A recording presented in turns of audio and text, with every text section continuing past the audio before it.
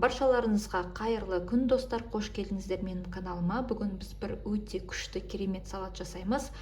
Өте дәмді, қолжетімді бағадан тұрады. Қазіргі осы көктемге жазға қарай салаттардың бірі простой ингредиенттерден тұрады. Ал видео қызықты болса, менімен бірге болыңыздар. Ол үшін бізге қажет болады 40 қабат капуста, 700 грамм. Төменгі сілтемеге описанияға мен қалдырып өтемін құрамын. 700 грамм бізде 40 қабат капуста, сәбіз, қияр, болгар бұрышы және де сарымсақ. Біріншіден біз осы капустаны кесеміз.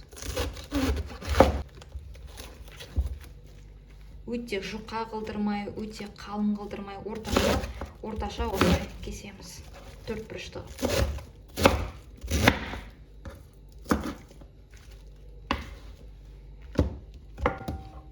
Менде молодая капуста. Қазіргі осы көктемге жазға қарай капуста.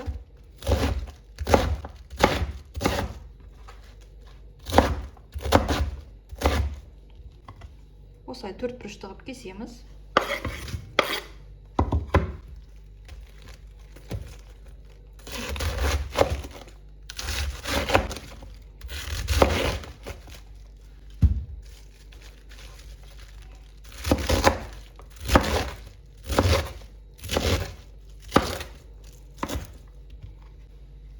Келесі бізге қияр.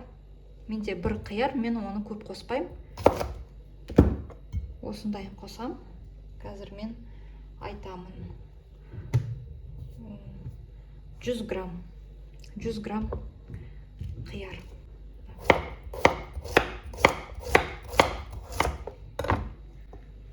Осындай кесеміз.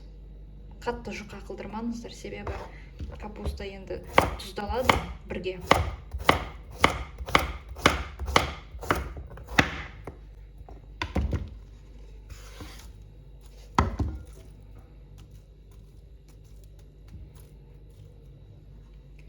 Одан соң осындай сәбіз менде 90 грамм.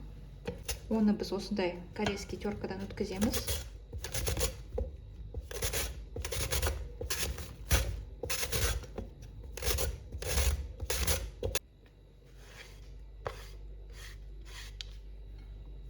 Сәбізді салдық.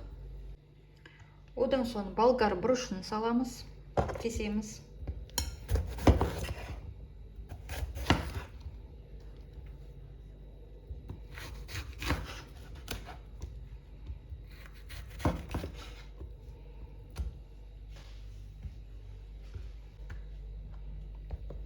Мен ұзыннан кесем.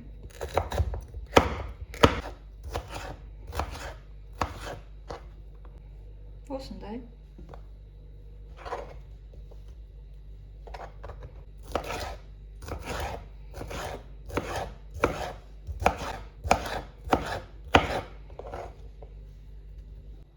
Одан соң бізге қажет болады 1 шай қасық тұз.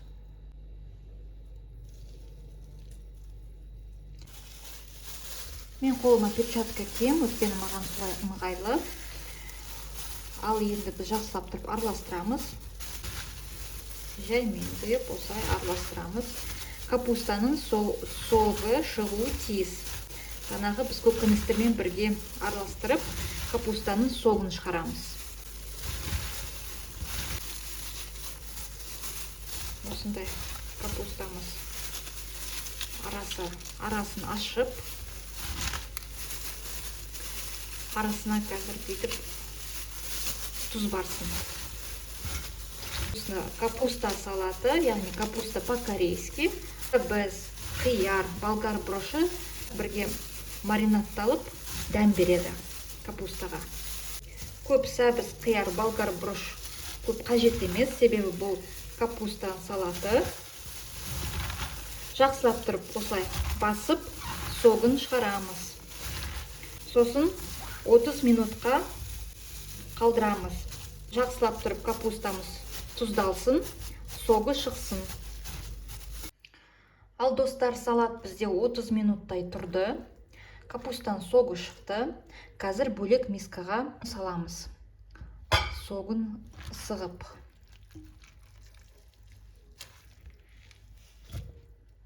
Осылай.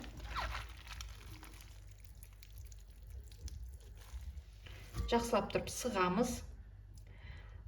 Капустаның соғы бізге қажет емес. Жақсылап тұздалған. Көлемі кішкентай болып қалды капуста. Өткені тұздалған.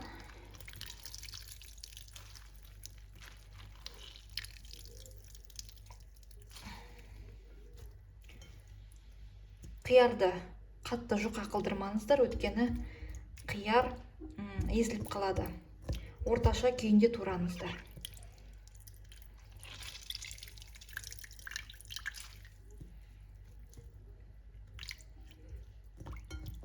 Осылай. Сок шығуы тиіс. Жақсылап тұрып сығамыз.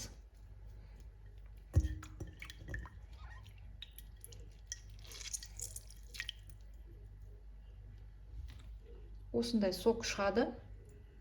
Капустаның согын төгемін. Қайтадан біздің жаңағы мискаға саламыз салатымызды. Одан соң бір үлкен қасық қант саламыз. 5-6 дана сарымсақ.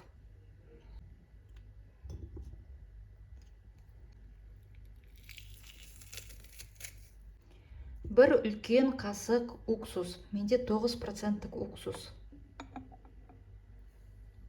Осылай. Одан соң бір шай қасық қара бұрыш. Одан соң көк шөп. Менде осындай қатырылған күйінде укроп. Кез келген көк шөп алуға болады. Зелень. Укроп, петрушка, кинза. Үйде қайсы бар, соны салуға болады. Бір үлкен қасық менде укроп. Тағы да кішкене саламын. Өздеріңіз қалауынша. Дәміне қарай. Одан соң біз үстіне ыстық сұйық май құямыз.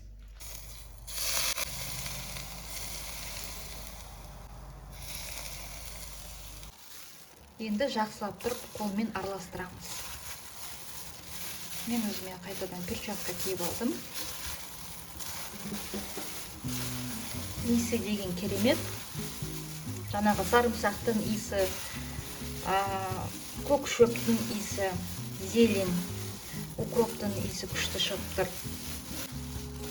Көкөністердің жақсы, осы дәмі жақсы шығып тұр. Салатымыз қазір әзірше дайын емес. Шамамен 2 немесе 3 сағатқа қойсаңыздар тоңазытқышқа. Сонда салатымыз әбден маринадталып күшті шығады. Немесе кешке жақын жасап, ертесіне таңертең дайын болады. Міндетті түрде осы салатты істеп көріңіздер. Ұнайды деп сенемін. Рецепт бойынша жасап көріңіздер. Видео сіздерге ұнаса, лайк басып, комментарий жазып өтіңіз. Тіркелуді ұмытпаңыздар. Сіздермен бүгін болған Динара. Келесі кездескенше сау болыңыздар.